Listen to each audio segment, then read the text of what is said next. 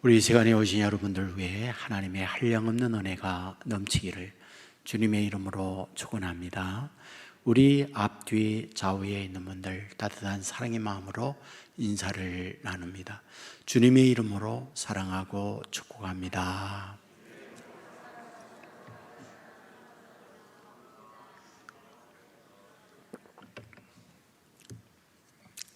감사합니다. 아이돌 그룹 가운데 AOA 그룹이 있습니다. 여기에 가수로 참여하고 있는 찬미라고 하는 이름의 자매가 있습니다. 이름 자체가 기독교인의 이름을 갖고 있고 역시 신앙인의 가정입니다. 그의 어머니 임천숙이라고 하는 분이 매스컴에 소개가 됐습니다. 이분의 어린 시절을 여기에서 밝히고 있죠. 그의 아버지가 술망나니 도박 중독자였습니다.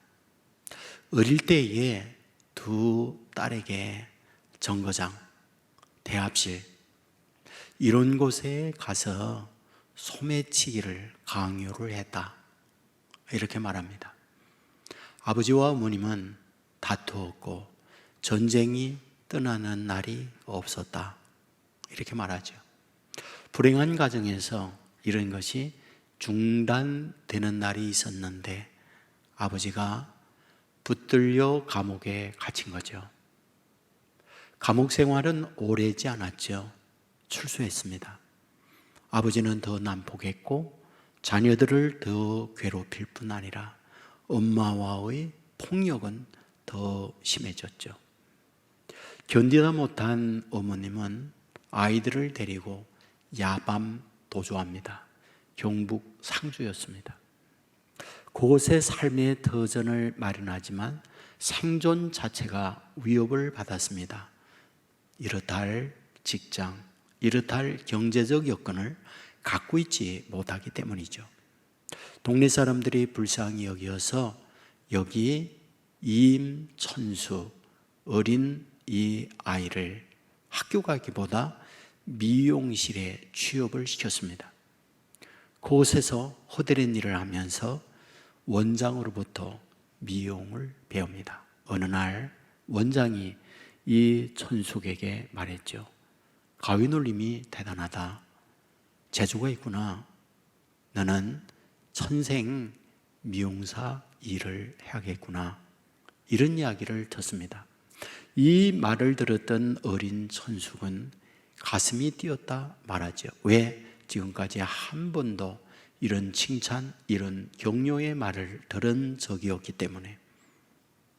그는 열심히 원장에게 미용을 배웁니다. 그리고 26살 때 경북 구미에 아주 후미진 곳에 조그만 미용실을 열게 되죠. 의자 하나, 거울 하나, 가위 그리고 빗 하나를 가지고 조촐하게 시작을 합니다. 손님이 왔죠. 대개 학생들이었습니다. 아이들의 머리를 자르면서 아이들과 이야기하게 됐고, 그러면서 알았죠. 나만 어린 시절의 아픔을 갖고 있는 게 아니라 지금도 여전히 아이들 가운데에는 부모의 갈등, 부모의 전쟁 속에 힘들게 사는 아이들이 있다는 걸 알았죠. 그들과 함께 울었습니다. 그리고 그들을 돌보기 시작했죠. 굶는 아이들에게는 밥을 주었고 잘 집이 없이 가출한 아이들에게는 잠자리를 제공해 주었습니다. 소문났죠. 그래서 매스컴에 임천수 이 명사가 소개가 된 거죠. 저는 이 시간 묻고 싶죠. 인생이 무엇일까요? 인생은 나의 생각, 나의 계획, 나의 뜻과는 전혀 다르게 펼쳐지는 삶이 인생이다, 그 생각을 갖는 거죠. 여러분, 코로나19 기대하지 않았죠? 우리의 때로는 병, 생각지 않을 때 병이 걸리는 경우 많죠. 우리 모두가 다 경쟁에 있어서 앞서고 원하는 대학도 가고 원하는 배우자를 만나고 행복을 기대하지만 그런 것과는 전혀 다른 일들이 삶의 현장에는 벌어지게 되는 거죠. 그래서 삶은 고단하고 그래서 인생은 눈물이 나는 거죠. 우리 모두가 꿈이 있죠. 작년과 다른 올해가 되기를요. 오늘과 다른 내일이 되기를 소망하는 것. 누구나 갖고 있는 인생의 바람이기도 한 거죠. 자, 그렇다면 우리가 어떻게 그런 삶을 살아갈 수 있을까라는 거죠. 오늘 본문에 나오는 라합을 통하여 하나님은 말씀해 주고 있다, 이런 생각을 갖게 됩니다. 그는 어디에서 살았을까요? 성경은 말하죠. 여리고다. 뭘 하면서 살았을까요? 기생이다. NIV 성경에는 기생을 창녀라고 하는 단어로 번역이 되어 있습니다. 창녀 일을 하고 있었다. 그가 그의 꿈이 창녀였고 열심히 고시 준비를 해서 창녀 학과에 합격했다, 이 말일까요? 그는 결코 원하지 않았죠. 그렇다면 어찌하여 그런 인생으로 전락하고 있는 걸까요? 분명한 게 있죠. 부모의 무능이죠. 아빠 엄마가 훌륭했다면 자녀를 이처럼 방치하거나 이런 인생으로 흘러가도록 버려두지 않죠. 부모가 무능하니까, 돌볼 만한 능력이 없으니까 그와 같이 창녀의 길을 가고 있는 것, 라합이죠. 동시에 자신의 무능이죠. 만일 능력이 있어서 열심히 공부해서 어떤 고시에 합격했다면 그의 인생이 이런 모습으로 나타나고 있진 않지요. 고급 공무원이 되기도 하고요, 인정받는 어떤 업체에서 직원으로 일할 수도 있죠. 하지만 자신도 아버지 엄마의 대물림을 받아 무능하기에 그 일을 하고 있다, 이렇게 볼 수 있죠. 동시에 슬픔이 있어요. 그것은 그의 이름이에요. 라합이잖아요. 뜻이 무엇일까요? 넓다, 광활하다, 이런 말이에요. 확장하면 해프다, 이런 말과도 같아요. 뭐가 예쁩니까? 자기의 몸을 이 남자 저 남자에게 주는 해픈 여자, 이런 의미를 갖고 있다, 이런 말이 되는 거죠. 여러분, 그러므로 그의 삶은 어떠할까요? 날마다 손님을 받고 사람들에게 원치 않는 미소를 보내야 하고 정말 지겨운, 내일이 싫은 그런 삶을 사는 삶, 그것이 라합의 인생인 거죠. 어느 날이었습니다. 뜻밖의 손님이 찾아왔어요. 낯선 사람, 한눈에 알아봤죠. 동네 사람 아니에요. 전혀 다른 모습의 사람이 자기 집에 찾아온 거죠. 한눈에 알아봤죠. 간첩이라는 것, 서파이라고 하는 것 알아봤죠. 112, 113에 신고해야 되잖아요. 그런데 라합이 신고 전 벌써 다른 사람이 신고를 해버렸어요. 그래서 성경을 보면 뭐라고 말하고 있느냐? 너의 집에 이러한 자가 침입했다 라고 요원이 찾아오게 된 거잖아요. 그 스파이가 누굽니까? 여러분, 이스라엘 백성이 모세가 지도자가 돼서 출애굽을 했어요. 40년 뒤에 모세가 세상 떠나요. 그 뒤를 이어서 여호수아가 지도자가 됩니다. 하나님께서 여호수아에게 제일 먼저 뭘 말씀하고 있을까요? 두려워하지 마라. 마음을 강하게 하고 담대해라. 그 말씀을 줍니다. 그 다음 주신 말씀이 무엇일까요? 전열을 준비해라. 그리고 음식을 준비해라. 이제 요단강을 건너서 약속된 젖과 꿀이 흐르는 가나안 땅을 정복해야 한다. 그 다음 주신 말씀이 무엇일까요? 2명의 정탐꾼을 정탐을 위해서 가나안 땅에 보내라, 이런 말씀을 하게 된 거죠. 여러분, 그들이 가게 되어지는 그 땅의 첫 성 여리고라고 말씀하고 있잖아요. 이 여리고는 어떤 곳이었을까요? 우리가 출애굽할 때에 이스라엘 백성이 모세를 통하여 가데스 바네아에 이르게 된 말씀을 봅니다. 그곳에서 모세는 12명의 정탐꾼을 가나안 정탐을 위해서 보내죠.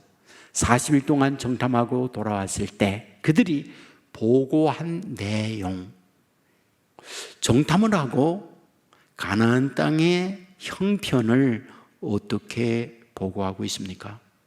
민수기 13장 28절에 보면 그 땅의 거주민은 강하고 성읍은 견고하고 심이 클 뿐 아니라 거기서 아낙 자손을 보았으며 라고 기록을 합니다. 무슨 말씀이에요?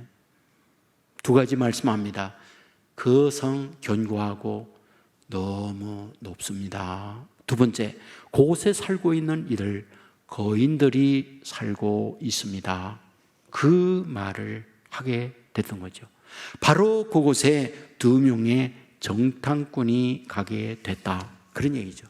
누구 집에 첫 집을 갔을까요? 성경은 말하죠. 라합이었다. 라합의 집은 성경을 보면 성 위에 있었다라고 말합니다. 성 위에 있었다, 이 말은 가난하고 어렵고 힘든 이들이 살고 있는 곳에 집이 있었다, 이 말이죠. 여러분, 안정된 궁궐은 성 가운데 있어요. 그리고 안정된 경제력이나 사회적 지위가 있는 사람, 성 안 가운데 삽니다. 성 꼭대기 위험해요. 외부의 침략을 1순위로 받는 곳, 그것이 성 위죠. 무슨 말일까요? 라합은 그런 경제력이나 보호를 받을 만한 가정이 못됐다, 그 말이잖아요. 여러분, 그곳에 처음으로 왔을 그때에 바로 왕에게 바로 간첩 신고가 되어졌잖아요. 그리하여 요원을 라합 가정에 보냅니다. 라합은 급히 이 2명의 간첩을 옥상에 숨기고 3대로 덮었어요. 그리고 온 요원들에게 말하죠. 우리 집에 왔었습니다마는 급히 다른 곳으로 갔습니다. 뒤따라가면 만날 수 있습니다. 따돌리게 돼요. 그리고 난 이후에 라합이 옥상으로 올라오죠. 그리고 2명의 정탐꾼과 이야기가 돼요. 이야기 중에 제일 먼저 하는 말, 우리가 들었다, 우리가 들었다, 이 말을 반복합니다. 뭘 들었습니까? 여호와 하나님께서 이 땅을 당신들에게 준다는 걸 들었다. 2번째, 들었다는 걸 얘기하죠. 출애굽을 할 때 하나님께서 당신들을 어떻게 인도했는지를 들었다. 애굽에 있을 때 10가지 재앙을 내리고 바로로 손들게 만들고 홍해가 막힐 때 하나님이 홍해를 갈라 길이 되게 한 하나님에 대한 이야기 들었다. 광야 40년 동안 거쳐오면서 구름 기둥 불 기둥으로 당신들을 인도해 주었고 양식 없을 때 만나 마실 물이 없을 때 반석에서 물나게 하는 기적의 하나님, 우리가 들었다. 동시에 요단 동편에 있는 아모리의 2왕 시온과 옥에게 하나님께서 어떻게 하여 너희들로 승리케 했는지 우리가 들었다. 그 이야기를 하게 되죠. 여러분, 우리가 이 부분에 대하여는 굉장히 중요해요. 왜? 이 말을 들었을 때 여리고 사람들의 반응이잖아요. 반응이 무엇인가요? 우리가 본문 9절에 보면 심히 두려워하고 간담이 녹았다. 11절에 보면 마음이 녹았고 정신을 잃었다 라고 말하잖아요. 이 말씀은 상당한 의미가 있어요. 왜? 12명의 정탐꾼이 가나안 정복을 위하여 정탐하고 와서 이스라엘 백성들에게 말할 때 이 말을 들었던 이스라엘 백성들의 반응, 두려워했어요. 간담이 녹았어요.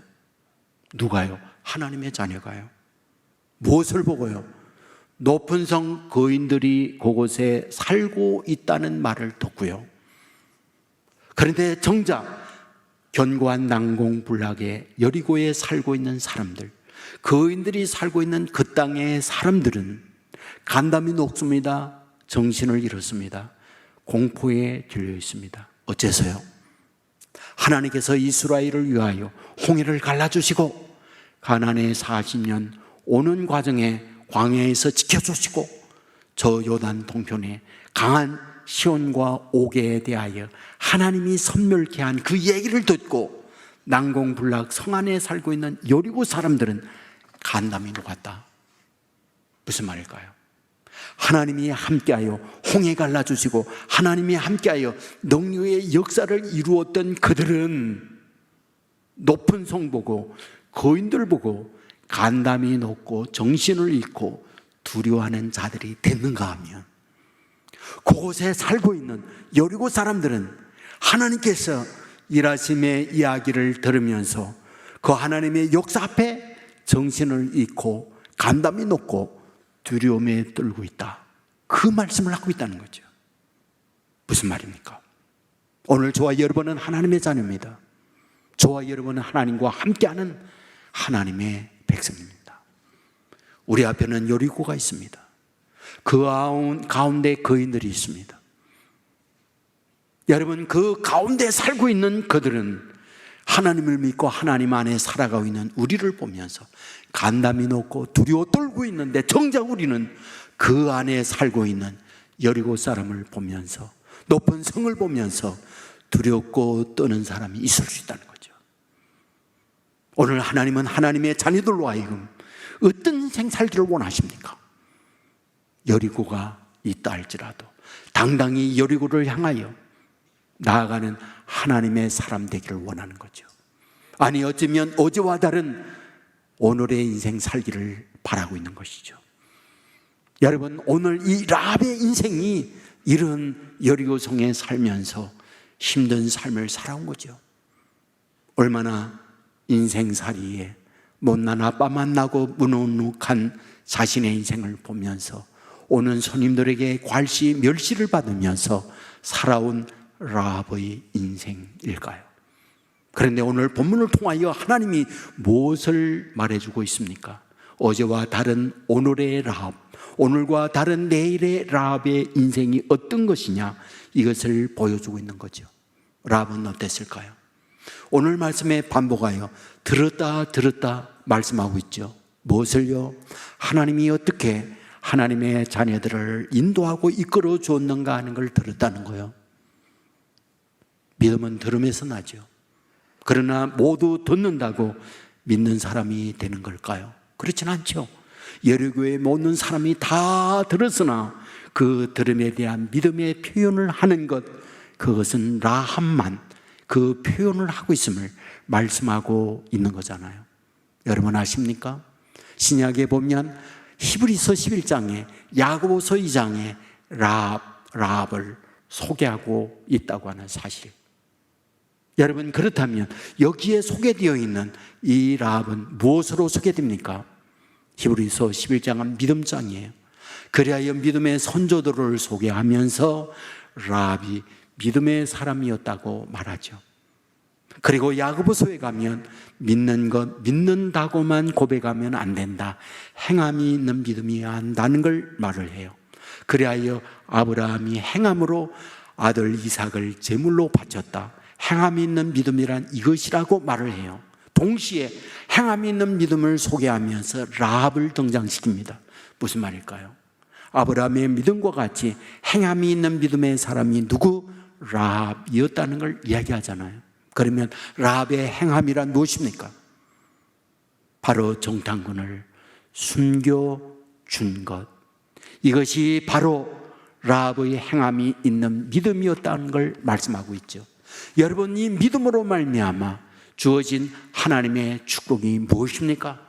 여리고가 망가질 때 하나님께서는 이 망가지는 가운데에서 이 라합과 그의 가정을 구원시키는 걸 보게 되잖아요. 여러분, 그와 같이 자신과 가족이 구원받는 곳으로 끝인가요? 아니잖아요. 마태복음 1장 5절에 보면 살몬은 라합에게서 보아스를 낳고 이렇게 기록하죠. 무슨 말이냐고요? 예수님의 족보에 라합이 등재되고 있다, 이걸 말씀하고 있잖아요. 그렇다면 살몬은 누구입니까? 물론 이 살몬이 이 라합과 결혼하여 보아스를 낳아요. 그리하여 예수님의 족보에 들어갑니다. 그렇다면 그가 누구일까? 학자들은 말하죠. 2명의 정탐꾼 중 1명이 살몬이었다라고요. 바로 여리고에 살고 있는 사람을 처음 만난 그가 누구였느냐? 이 살몬이 라합을 만났다는 거죠. 여러분, 라합이 얘기했어요. 내가 당신들을 선대한 것처럼 당신들도 나에게 선대해야 된다. 이 성이 무너질 때에 나와 우리의 아버지의 가족을 다 살려내야 한다. 그리하여 2 정탐꾼과 약속을 해요. 그리고 약속을 하는 증표로 당신 집에 붉은 줄을 달아내라, 이렇게 말하죠. 붉은 줄이 무엇일까요? 예수님의 보혈을 말하는 거잖아요. 출애굽 당시에 어린 양의 피를 문설주의 발음으로 죽음이 넘어가다 6월절이잖아요. 하나님의 진노가 여리고에 임할 때 붉은 줄을 단 라합의 집에 구원이 임하고 있잖아요. 예수님이 오셔서 보혈 흘린 피가 우리 안에 있을 때 하나님의 진노가 우리에게서 벗어나는 걸 말씀하고 있잖아요. 바로 그 붉은 줄을 라합이 자기 집에 맨 거잖아요. 그리하여 구원을 받고 있음을 말씀하고 있지 않습니까? 여러분, 그때 그 일을 감당했던 사람이 누구? 성경을 보면 2 정탐꾼이 여리고 무너지는 그때 라합의 집에 가서 라합의 가족을 건져내요. 그리고 건져낸 이후에 그 라합의 가정을 이스라엘 공동체에서 보호하고 안정되게 인도하는 일을 맡은 사람 누구? 2 정탐꾼이었죠. 무슨 말일까요? 이 라합과 2 정탐꾼은 계속 만남이 지속되었다. 사랑은 만남이죠. 그 만남에서 사랑의 싹이 돋고, 그리하여 여기에 정탐꾼 중 1명, 이 살몬과 라합이 결혼했다. 그리하여 그 결혼으로 인하여 예수님의 족보 유다 지파에 보아스를 낳았다는 걸 말씀하고 있는 것을 보게 되잖아요. 저는 금년 한 해 동안 바로 이 라합 가정에 임하는 하나님의 은혜, 저와 여러분 가정 위에 임할 수 있기를 주의 이름으로 축원합니다. 그런데 우리가 이 본문을 보면서 굉장히 의아한 부분이 있습니다. 무엇일까요? 정탐꾼을 가나안에 그리고 여리고 성에 보내는 이유가 무엇일까요? 정보 수집이죠. 정보 수집이란 무엇입니까? 전쟁을 위해서 어떻게 우리가 전략을 세워야 하느냐, 그거잖아요. 지피지기 백전백성, 그 말 알죠? 나를 알고 적을 알면 100번의 전쟁에서 승리한다. 당연하죠. 우크라이나 러시아의 전쟁에 굉장히 중요한 부분이 정보 전쟁이잖아요. 드론을 띄워서 위에서 상대를 다 살피고요, 전파 감지를 통해서요, 어떤 정보가 오고 가는지 이 정보 전쟁을 하는 것이 전쟁의 핵심 중에 핵심이에요. 그렇기 때문에 이 여리고 함락을 위해서 여호수아는 2명의 간첩을 정보 수집을 위해서 보낸 거잖아요. 그렇다면 이제 그들이 정보 수집을 가지고 와서 여호수아에게 보고합니다. 여호수아는 그 보고를 받고 정보 바탕하여 여리고 함락을 위한 전략을 세울 때 어떤 정보를 어디에다가 적용을 하고 있을까요? 아세요? 티끌만치도 사용하지 않았다는 것. 2명이 간첩이 정보 수집을 한 것을 여리고 함락하는데 그 어디에도 사용하지 않았다는 것. 여리고 함락은 어떻게 무너질까요? 하나님이 준 작전 계획에 의해서 망가졌죠. 하나님이 준 작전 계획 뭘까요? 하루에 한 바퀴씩 돌아라. 일곱째 날 7바퀴 돌아라. 나팔을 부르라. 함성을 지르라. 그것이 하나님이 준 여리고 함락의 전략이었죠.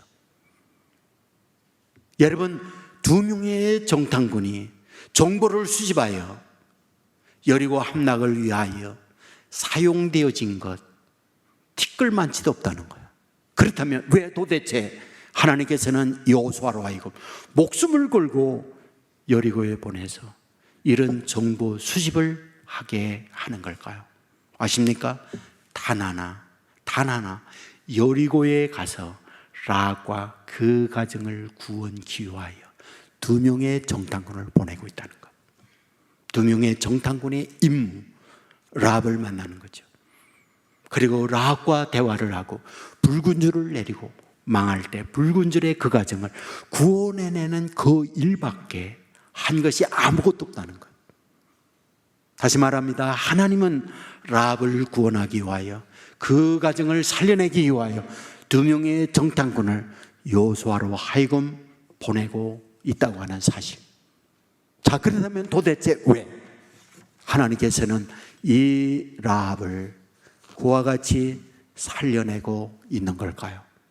앞부분에서 여러분에게 말씀했습니다. 랍은 들었습니다. 무엇을요? 하나님께서 하나님의 자녀들을 위하여 행하시는 이 이야기 들었어요. 그것은 랍만 듣고 있잖아요. 여리고에 살고 있는 모든 사람 동일하게 들었습니다. 동일한 반응이 있었어요. 간담이 녹았어요. 정신을 잃었어요. 공포가 밀려온 곳, 여리고 사람들이 다 갖고 있는 하나님의 일하심에 대한 반응이었어요. 하지만 행동은 라합에게만 나타난 거죠. 그 하나님을 받아들인 거죠. 그 하나님에 대한 라합의 신앙 고백이 무엇입니까? 나는 알았다. 2명의 간첩들에게 말하죠. 뭐라고요? 하늘에서도 당신과 같은 여호와 하나님이 없는 걸 알았다. 땅에서도 당신과 같은 하나님이 없는 걸 알았다. 신앙 고백을 하고 있는 거죠. 무슨 말입니까?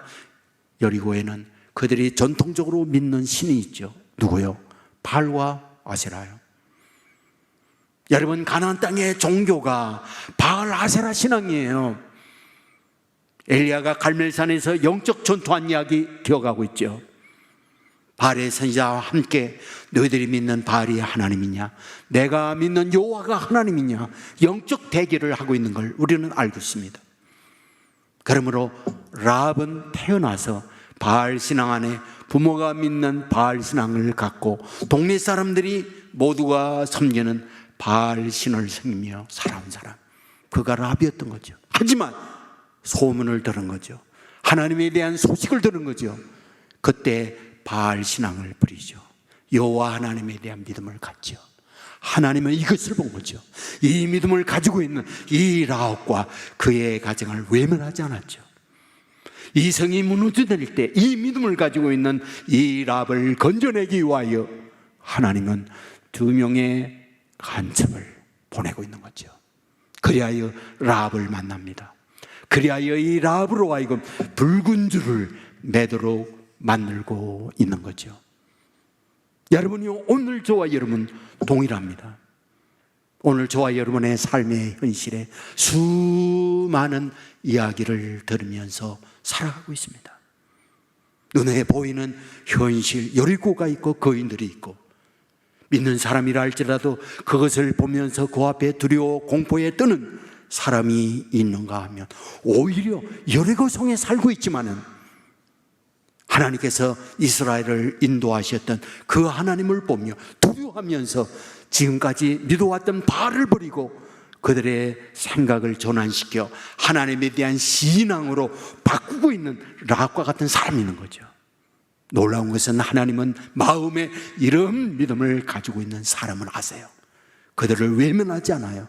그를 구원하기 위하여 하나님의 사람 2명의 정탐꾼을 생명을 걸고 여리고에 보내 라합과 만나게 하고 붉은 줄을 매게 하고 구원해내는 역사를 오늘도 동일하게 주의 자녀들을 향하여 하시는 하나님이다.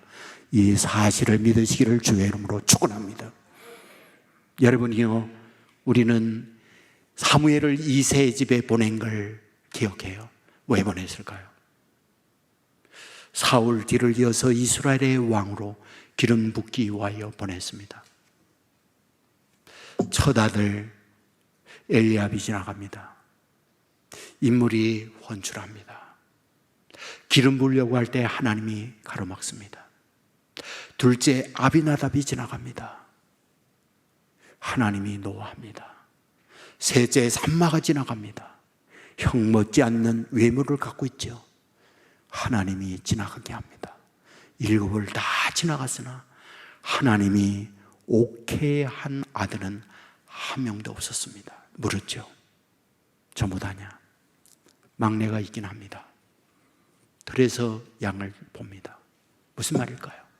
일곱보다 가장 못나 양을 돌보는 일을 맡겼다, 그 말이죠. 사람들, 아버지, 엄마, 형제들 일곱에게 눈을 향하고 있을 때 하나님은 관심이 없이 들에 혼자 양치기 하고 있는 다윗에 대하여 하나님은 눈여겨보고 있다는 거죠. 하나님은 사무엘에게 말합니다. 그를 데려다가 그에게 기름 부으라고요. 자, 그렇다면 왜 하나님은 관심이 없이 혼자 들에 있는 다윗에 대하여 눈길을 주고 있는 걸까요? 집안에 있는 일곱에 대하여 하나님은 관심이 없었어요. 관심 없는 들판에 어린 막내 다윗에게 눈을 돌리고 있어요. 이유가 뭘까요? 단 하나죠. 여호와는 나의 목자시니 내게 부족함이 없습니다. 이 마음을 가지고 있는 다윗을 보고 있는 거죠. 갖고 있는 외모는 형들과 비교해 보면 모든 것이 부족해요. 모든 것이 약해요. 그렇기 때문에 사람들은 겉모습을 보면서 일곱에 초점을 맞고 있죠. 그런데 하나님은 사람들에게 일곱의 관심을 갖고 있을 때 관심 없는 들판의 다윗에 대하여 관심을 갖죠. 그리고 그에게 기름을 붓죠. 무슨 말일까요? 목동에서 왕으로 바꾸는 거죠. 어제와 다른 오늘의 다윗을 만드는 거죠. 하나님은 여전히 저와 여러분에게 이런 동일한 관심을 갖고 있다는 사실을 아십니까? 여전히 저와 여러분은 관심사가 어딘가요? 그리고 귀골이 장대한 일곱에게 초점을 두고 있죠. 하지만 하나님이 보시는 것, 그 마음이 어디를 향하고 있느냐를 보는 거죠. 겉모습은 초라할 수 있어요. 그러나 그 마음에 하나님을 향한 마음이 있다면 하나님은 관심 없는 들판의 다윗에게 눈이 꽂히는 거죠. 그리고 외면하지 않죠. 그리고 그를 왕으로 세워서 가장 탁월한 지도자로 삼아주신 분, 그분이 하나님인 거죠. 우리는 룻을 잘 알고 있잖아요. 모압 여자입니다. 유다 베들레헴에서 그 땅에 이민 온 사람들이 있었죠. 왜요? 유다 베들레헴의 기근으로 살기 어려우니까 잘 사는 경제에 풍성한 모압 땅에 생존을 위해서 이민 온 거죠. 그곳에서 살면서 두 아들 장가 보내죠. 한 여자 오르바, 한 여자 룻이었습니다. 하지만 그 가정에 우환이 밀려오죠. 시아버지 세상 떠나요. 시동생 세상 떠나요. 그리고 룻의 남편도 세상을 떠나죠. 세 과부가 남습니다. 시어머니 나오미가 두 며느리를 불러 말하잖아요. 우리 집안 망했다. 너희들 친정으로 가라. 그러자 오르바 친정으로 갑니다. 룻이 남나요. 너도 너 동서처럼 친정으로 가거라. 그때 룻이 하는 말이 있죠. 어머니, 나를 어머님을 떠나 친정으로 가라 하지 마십시오. 어머님이 가는 곳 나는 따라갑니다. 그리고 어머님의 하나님이 나의 하나님입니다. 그 말을 하고 있는 거죠. 그렇다면 어머님의 하나님이 내 하나님이라는 고백을 할 때 어머님의 하나님은 어머님에게 어떤 복을 주었기에 그런 복주는 하나님을 나도 따라가겠습니다, 이 고백을 하고 있을까요? 반대였죠. 하나님을 믿는 하나님의 백성들의 모인 공동체, 베들레헴의 대기근이 몰아쳐 살 수가 없으니까 하나님을 믿지 않는 모압 땅 잘 살기 위하여 이민을 온 거잖아요. 하나님을 믿지 않는 모압 사람들이 하나님을 믿는 이 나오미의 가정보다 더 잘 살았죠. 그곳에 와서 하나님을 믿음으로 성공의 열매를 갖고, 와, 하나님을 믿으니 하나님이 이 복주잖아, 간증할 수 있는 주인공이 되어야 하잖아요. 반대였죠. 믿는 이 가정에 시아버지 세상 떠나고, 시동생 세상 떠나고, 남편 세상 떠나고, 하나님께서 믿음으로 말미암아 이 가정에 준 축복 도대체 무엇입니까? 저주 외에 아무것도 없죠. 그런지 어찌하여 이 룻이 이런 말을 하는 겁니까? 어머님의 하나님이 내 하나님이라고.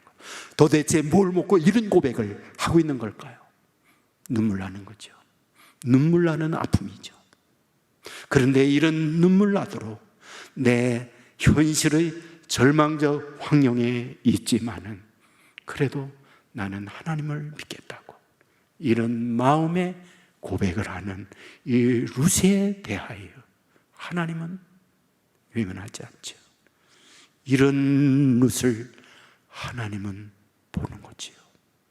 그리하여 시어머니와 함께 베들레헴에 왔을 때 보아스를 만나게 해요. 유력자입니다. 경제적 안정이 있죠. 존경받는 인물이죠. 신랑감 1순위인 거죠. 그리하여 결혼하죠.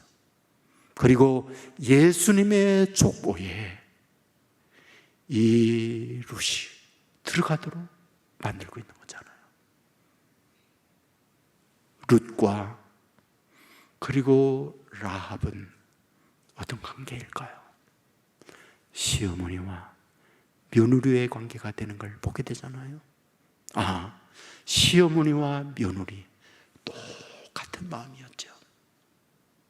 주어져 있는 현실이 어렵고 힘들지만은 하나님에 대한 소식을 듣고 그 하나님을 잡는 거예요. 현실은 고단하고 현실은 내 인생대로 풀려지지 않지만은 여전히 그 하나님에 대한 믿음을 붙들고 가게 될 때 그 중심을 보시는 하나님이 그 딸과 동행해 주신 거죠. 그리고 외면하지 않았죠. 하나님의 예비된 보아스를 만나 가정을 이루도록 전와 위복의 복을 주는 거죠. 어제와 다른 인생의 오늘을 맞도록 만들고 있는 거죠. 금년과 다른 내년의 삶으로 이끌어 주시는 거죠. 저는 금년 안에, 우리 안에 이 믿음이 저와 여러분 안에 있다고 할 때 결코 하나님은 저와 여러분을 외면하지 않습니다. 바라보고 계세요. 눈물 나는 곳에 저와 여러분과 함께 하세요. 그리고 하나님이 두 동탄꾼을 보내서 라합과 그 가정을 구원해내던 하나님의 사람을 보내어 이 같은 믿음을 가지고 있는 하나님의 사람을 일으켜 세워 작년과 다른 오늘 올해와 다른 내년으로 만들어 주신다. 이 은혜가 금년 한 해 동안 내년에 저와 여러분에게 넘칠 수 있기를 주의 이름으로 축원합니다. 하버드에 어떤 남루한 노 부부가 방문을 하게 됐죠. 이유는 총장을 만나기 위해서입니다. 총장 만나러 왔습니다. 그 앞에 있는 수의 경비가 남루한 이 부부를 보면서 총장을 만나게 해서는 안 되겠구나 가로막았죠. 결국 만나지 못하고 돌아갔습니다. 그가 누구인가? 캘리포니아 주지사를 지난 스탠포드라고 하는 분이에요. 그는 상원 의원도 지내셨습니다. 경제적 안정 속에 많은 부유한 어른이죠. 하지만 그천 남루한 모습으로 갔던 거죠. 아들이 16살 때 장티푸스로 세상을 떠나고 그 아들을 생각하면서 그 많은 돈을 유경을 위해서 후배 인재 발굴과 양성을 위하여 하버드 대학에 모든 재산을 기부하기 위해서 갔던 거죠. 그는 생각합니다. 그래, 내가 이 동부에 하버드가 있다면 서부의 하버드와 같은 대학을 세우리라. 전 재산을 기부하고 세운 그 대학이 바로 스탠포드 대학이죠. 나중에 소문났죠. 이러한 남루한 사람, 하버드에 갔을 때 받아들이지 않고 멸시했기 때문에 그 많은 것을 잃었다라고 하는 이야기를 총장이 들은 거죠. 그리하여 앞에다가 이런 문구를 써붙였다고 합니다. 사람을 외모로 취하지 마라. 맞습니다. 빙산은 드러나 있는 것이 10분의 1이죠. 10분의 9는 담겨있죠. 10길 물은 알아도 한 길 사람의 마음은 모르죠. 하지만 하나님은 알죠. 하나님께서 보시는 것은 우리 내면이죠. 내 마음에 어떤 마음인가. 늘 부족하지만 부모도 자신도 능력이 없는 무능한 현실이지만 그 마음에 하나님을 향한 마음이 있다면 결코 하나님 외면하지 않습니다. 함께 하십니다. 2명의 정탐꾼을 보내 라합을 구원하듯 하나님은 어제와 다른 오늘을 저와 여러분에게 허락해 줍니다. 금년과 다른 내년의 축복으로 주위에 하나님의 사람을 보내서 이 믿음을 가지고 있는 저와 여러분을 구출해냅니다. 이 은혜가 이 자리에 함께하고 있는 저와 여러분 위에 꼭 넘칠 수 있기를 주님의 이름으로 축원합니다.